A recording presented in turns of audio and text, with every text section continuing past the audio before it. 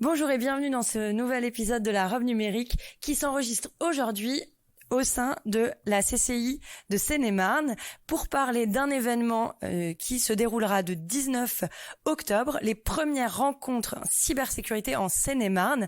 Donc c'est un événement que l'on va présenter avec mes invités. Alors mon premier invité, Sylvain Gauduchon, qui est conseiller numérique à la CCI de 77. Bonjour Sylvain. Bonjour Oriana. Et merci beaucoup d'être là. Et mon second invité, Gilles Souris, qui lui est conseiller numérique les digiteurs de la CCI Seine-Saint-Denis. Bonjour Oriana. Merci messieurs d'être avec moi aujourd'hui. Alors vous devez l'entendre, c'est un épisode qui est enregistré en réel, en vrai, autour d'une table. C'est un exercice périlleux parfois. Donc j'espère que vous y prendrez autant de plaisir que moi à l'écouter, que moi je n'ai à l'enregistrer. Alors on va parler de ces premières rencontres cybersécurité en Seine-et-Marne. Alors c'est aussi un sujet qui me tient beaucoup à cœur parce que aujourd'hui on va dans les territoires organiser un événement autour de la cybersécurité et je vais le souligner tout de suite, il n'y a pas qu'à Paris qu'il se passe des trucs sur la cyber. Merci messieurs d'organiser ça dans la au sein du territoire de la Seine-et-Marne.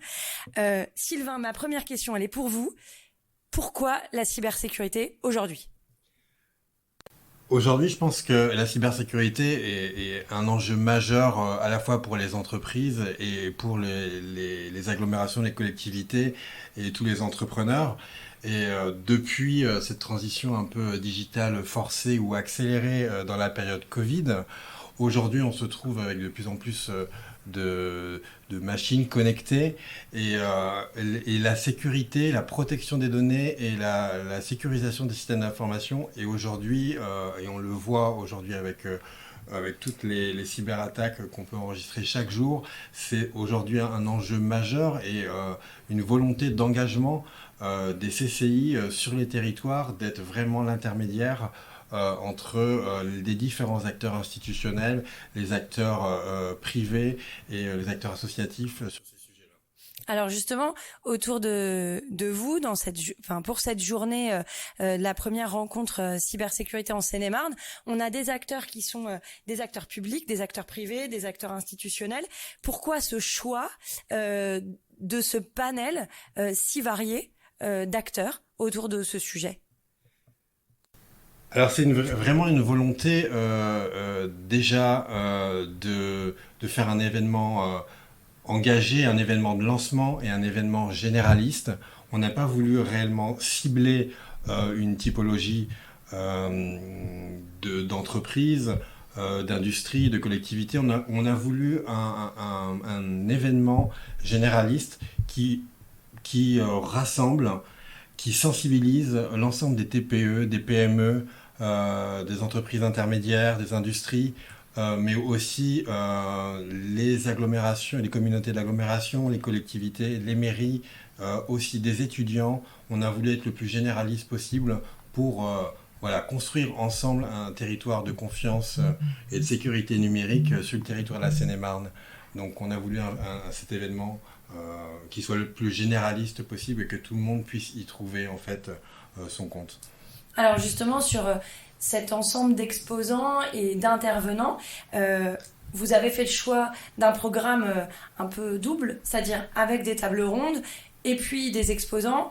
Pourquoi ce choix ? Est-ce que Gilles, vous pouvez nous expliquer un peu ce que vous avez voulu créer derrière ça ? Alors, un des objectifs de ce format, c'est ça part d'un constat qui est celui de faire de l'information, de la sensibilisation sur la cybersécurité, c'est très bien, on en fait un peu partout, il faut le faire.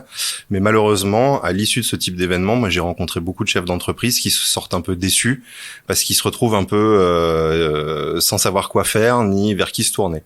Là, l'idée, c'était de faire se rencontrer l'offre et la demande avec des acteurs de la cyber, dans la mesure du possible Seine-et-Marnais, parce qu'on essaye d'être cohérent avec par rapport au territoire, francilien, voire français, parce qu'il y a un savoir-faire français proche de nous qu'il faut mettre en avant et sur lequel on peut compter. Donc c'était un peu là l'idée, c'est de faire se rencontrer l'offre et la demande, et puis aussi une prise de conscience sur on a tout un tas d'acteurs à côté de nous, autant faire appel à eux dans la mesure du possible. Donc, Sylvain, tout à l'heure, vous expliquiez qu'il y avait aussi des étudiants. C'est essentiel pour le secteur de la cybersécurité de former ou bien d'accompagner en formation continue, donc vraiment ce côté formation initiale, formation continue.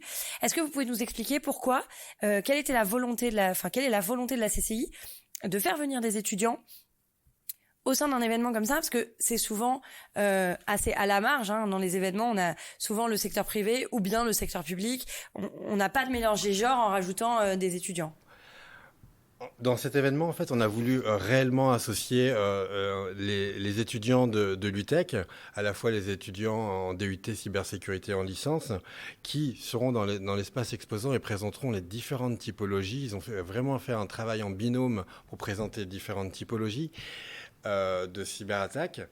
Et en même temps, on a une table ronde sur les métiers de la cybersécurité, une filière d'avenir, parce qu'on est... on parle de 37 000 à 50 000 emplois à pourvoir. Donc, il faut à la fois former à travers des jeunes sur ces métiers de la cybersécurité, à la fois technique, à la fois stratégique, à la fois géopolitique, mais aussi des personnes qui souhaitent se reconvertir ou monter en compétences sur les domaines de la cybersécurité, la protection des données, à travers notre formation continue sur ces domaines-là. Alors justement, j'ai le programme sous les yeux, c'est important, c'est ce que vous dites, hein. C'est la table ronde de clôture sur les ressources humaines en cyber, donc les métiers, la formation, cette filière d'avenir. Vous avez fait le choix un peu de ce mixte entre table ronde et exposant. Vous avez aussi dédié une table ronde à l'identité numérique. Alors ça, c'est vraiment une brique indispensable aujourd'hui. Est-ce que vous pouvez nous expliquer pourquoi c'était essentiel de parler d'identité numérique dans un territoire, rappelons-le, qui est certes très grand, mais qui est aussi, il y a beaucoup de champs. Alors oui, il y a beaucoup de gens en Seine-et-Marne, mais ça n'empêche pas qu'un agriculteur, c'est aussi un entrepreneur.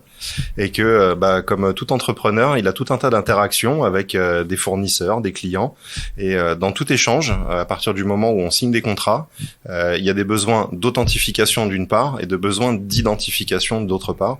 Et aujourd'hui, avec les outils numériques, il y a une espèce de flou sur qu'est-ce qu'une authentification, qu'est-ce qu'une identification, et il y a différents travaux à l'échelle française et à l'échelle européenne pour essayer de constituer justement un socle juridique commun sur qu'est-ce qu'une identité numérique à proprement parler. Et tout ça, ça va conditionner bien des enjeux pour demain sur les échanges électroniques, que ce soit au niveau du risque assurantiel ou ce genre de choses-là, comment on établit une preuve, qui était à l'origine d'une action, et ainsi de suite. Donc ça va être des enjeux pour demain. Alors, justement, autour de ces enjeux pour demain, on voit aussi dans le programme de la journée une plénière sur la notion de sécurité économique et de cybersécurité, aussi pour rappeler un peu quelle est la situation globale de cette menace qu'on a peut-être du mal parfois à comprendre. Est-ce qu'on peut inviter tous les décideurs qui nous écoutent, tous les membres aussi de collectivités territoriales à venir écouter au moins cette plénière pour comprendre un peu la situation dans laquelle on est? Venez à la plénière parce que d'une part ça va permettre de poser un peu le panorama et le paysage actuel des menaces de la cybersécurité, de l'importance que ça peut avoir pour une entreprise de monter en compétences et de monter en compétences sur les domaines de la cybersécurité, de dresser vraiment un panorama. Et on a l'interview en fait de Sylvie Saligné, qui est vice-présidente de la CCI Seine-et-Marne et présidente d'Agiscom Group, qui pourra, elle, intervenir en tant qu'acteur du territoire et voir comment, face à ces menaces, comment une entreprise peut réagir. Gilles, est-ce que vous avez envie de réagir sur ce point au propos de Sylvain? Alors, sur les panoramas de la menace, il y a une grande partie des menaces qui sont les mêmes depuis des années, mais qui ne font que prendre en ampleur. Le principal dont on entend le plus souvent parler, c'est le ransomware. Maintenant, il y en a tout un tas d'autres. Qui des fois sont complètement indolores, qu'on voit pas. Donc ça va être tout ce qui est de l'ordre de l'extraction de données, et selon les secteurs d'activité, ça peut avoir son importance. Et donc il faut bien prendre conscience qu'il y a la partie visible d'une cyberattaque quand on en fait les frais, puis il y a toutes les parties invisibles ou insoupçonnables qui peuvent causer de grands torts également, et dont il faut prendre conscience. Est-ce que vous n'avez pas peur que cette journée, justement, elle fasse peur aux chefs d'entreprise? Ils se disent oh là là, moi j'ai pas envie d'y aller parce que on va encore me stresser avec des trucs, et puis j'ai pas le temps, et puis mes équipes elles sont déjà occupées avec des problématiques. Alors, justement, comme je disais au début, on est parti un peu d'un constat où sur ce type d'événement-là, les gens viennent avec des questions auxquelles ils obtiennent des réponses, mais la plupart du temps, ce qu'ils apprennent suscite d'autres questions. Et là, ils repartent sans réponse. Et c'était un peu ça l'idée d'avoir aussi des exposants qui sont des acteurs du métier. C'est que entre chaque réunion, présentation, il puisse y avoir un échange entre les participants, les exposants, les intervenants, pour pouvoir justement aborder de façon un peu pratico-pratique justement ces questions et de repartir avec une idée plus claire sur qu'est-ce que je dois faire en tant que chef d'entreprise, qu'est-ce que je peux faire, qu'est-ce qui est à ma disposition, qu'est-ce qui est à la mesure de mes moyens aussi, parce que c'est une question souvent fondamentale, que ce soit des moyens financiers ou humains. Voilà. Donc l'objectif, c'est vraiment de pouvoir re-rentrer un peu dans cette dynamique pratico-pratique avec des gens qui sont des acteurs de métier auxquels les participants pourront s'adresser. Alors justement, vous le dites dans le titre, première rencontre cybersécurité en Seine-et-Marne. Est-ce que ça veut dire que c'est un POC cet événement?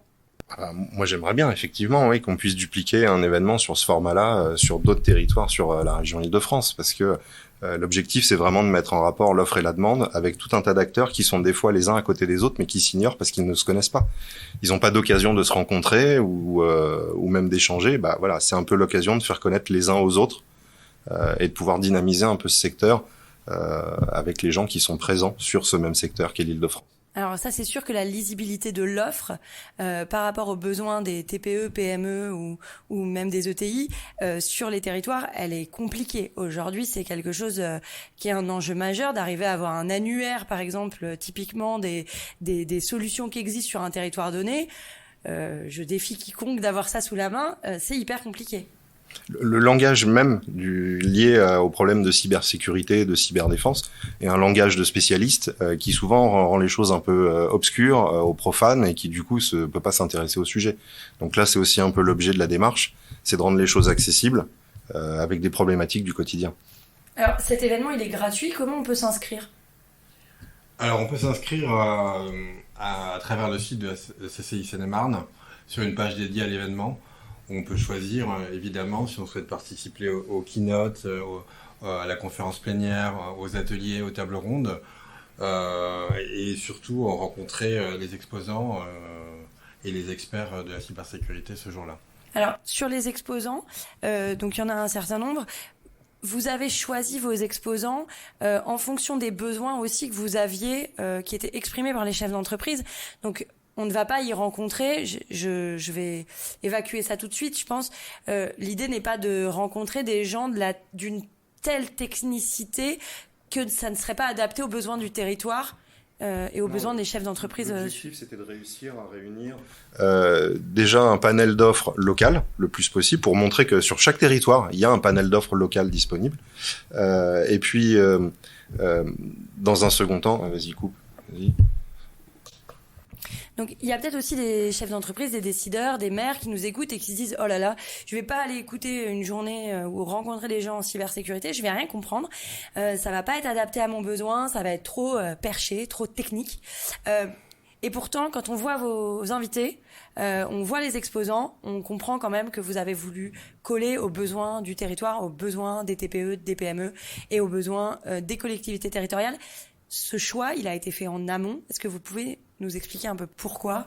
Alors oui, on a fait ce choix-là. En amont avec. On a essayé d'abord de partir sur des solutions locales, seine-et-marnaises, et puis ensuite franciliennes, voire françaises ou européennes, pour rester dans le ton de tout ce qui nous est intimement demandé depuis quelque temps, à savoir le terme de souveraineté qu'on emploie un peu à tort et à travers ces derniers temps. Mais c'est là qu'est la question. Et puis on a essayé aussi de regrouper un panel d'offres parce que le monde de la cyber, c'est énormément de services, d'outils. Très disparate. On n'aurait pas pu avoir tous les corps de métier qui seraient représentés dans la cyber là présent pour aujourd'hui, pour le 19, mais on a essayé justement d'avoir une offre avec un panel de façon à ce que les participants puissent avoir un éclairage le plus large possible sur quels sont les outils qu'ils pourraient mettre en œuvre par rapport à leurs besoins. Et Sylvain, ce choix, il a été fait dès le départ, quand vous avez commencé à structurer cette journée ? Il s'est fait progressivement dans la construction de la journée, des thématiques. On s'est dit à un moment donné, on se veut le plus généraliste possible. À la fois, il y aura des étudiants, il y aura des TPE, des PME, il y aura des collectivités, il y aura des administrations. Il faut qu'on présente des offres à la fois territoriales, mais à la fois qui répondent vraiment à leurs besoins, parce que le besoin d'une grande entreprise n'est pas le besoin d'un e-commerçant ou d'une TPE-PME. Donc on a vraiment essayé de mixer en fait des solutions territoriales, régionales, de proximité avec le besoin de nos participants à cette journée. Très bien, merci beaucoup pour ces éclairages autour de cette journée. Donc, on vous invite, nous on sera là, hein, moi je serai là, évidemment à participer à cette journée. Peut-être mes dernières questions fétiches du podcast. À quoi avez-vous envie de dire non aujourd'hui ? Alors, moi j'ai envie de dire non parce que je l'ai constaté à plusieurs reprises, c'est non au facteur chance comme moyen de cyberdéfense. Ça peut fonctionner, mais c'est comme le loto, il y a quand même un pourcentage de chance, fût-il faible, que ça nous tombe dessus quand même. Et à quoi avez-vous envie de dire oui ? Alors, moi j'ai envie de dire oui, mais ça fait un moment déjà. Oui à l'informatique dès l'école primaire avec un vrai enseignement des outils numériques. Ouais, donc informatique, pas numérique. Informatique, pas numérique. C'est qu'on a oublié, quand on est passé de l'informatique au numérique, on a oublié ce côté automatique de l'information. Et on voit à quel point il est important aujourd'hui avec tous les enjeux des données personnelles qui sont échangées. Et je trouve que ça, pour les jeunes générations, c'est dramatique. Merci encore de vous être prêté à ce podcast, de m'avoir reçu pour parler de cette première rencontre cybersécurité en Seine-et-Marne. Je rappelle que c'est le 19 octobre. Il faut venir nombreux, même si c'est juste pour boire un café et rencontrer les exposants et que vous n'avez pas envie de vous inscrire aux tables rondes, il faut quand même venir. Il y a un parking, c'est facile d'accès, donc je vais insister un peu là-dessus. Voilà. Merci beaucoup, messieurs. Merci Oriana. Merci d'être venu au micro de la Revue Numérique.